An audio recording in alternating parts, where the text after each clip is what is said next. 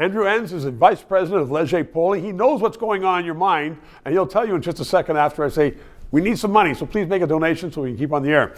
Let's just talk about Canada. Post-election, and everybody's settled down into it. As you said, you're pretty satisfied, pretty happy. At least the system works.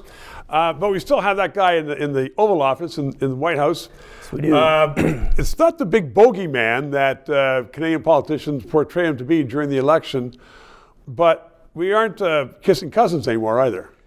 No, certainly the relationship's changed. We just have a poll out this week that, we asked a simple question. Do you think the United States is an enemy, an ally, or are they a neutral country in your impression? Right. 30% feel the United States is an enemy. 32% an ally, and 20. So it's really changed in terms of the sense of our relationship. So, but I don't think it's, or you tell me, is it the anti-Americanism that you could see, for instance, during the Vietnam War, where Canadians were burning the American flags, so right. Americans. We aren't arming the border, no. But I think many Canadians are fearful of their economic standing. Is that it? Well, look, they're fearful of their economic standing. I mean, there's lots of talk about tariffs and lots of talk about the impact of these and the job loss that these could potentially have. Right. I think it's all still conversation. I don't know if it's really, I don't see it manifesting in empty shelves or rising prices at this stage of the game.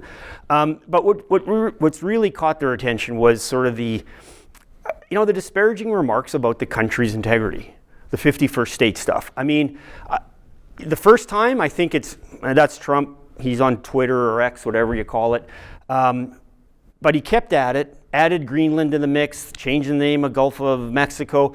I think people started to feel, some people felt very anxious by it, did feel threatened, but a lot of Canadians just got really pissed off. And it's directed at him, directed at the administration, but it shows up in different ways where they can express their displeasure. And yet, I think that Trump did Canada a great favor by uniting Canada and by saying we're going to get rid of all those inter-provincial trade barriers. Is it any coincidence, Stephen, that yesterday we probably had our best First Ministers meeting that we've had in over a decade? There wasn't one, including Alberta, not one single minister walked out of that meeting with the Prime Minister and said anything off the script. Now, early days, easy to agree on the big picture stuff, devil's in the detail, but thank Donald Trump for that. I think you're right. And, we won't thank him, that'd be un-Canadian. But we can chalk it up to him. Andrew Enns, always perceptive. Thanks for being here. Good. See you later. 3 minutes. To those of you who have subscribed and donated, a heartfelt thank you. You're keeping us on the air.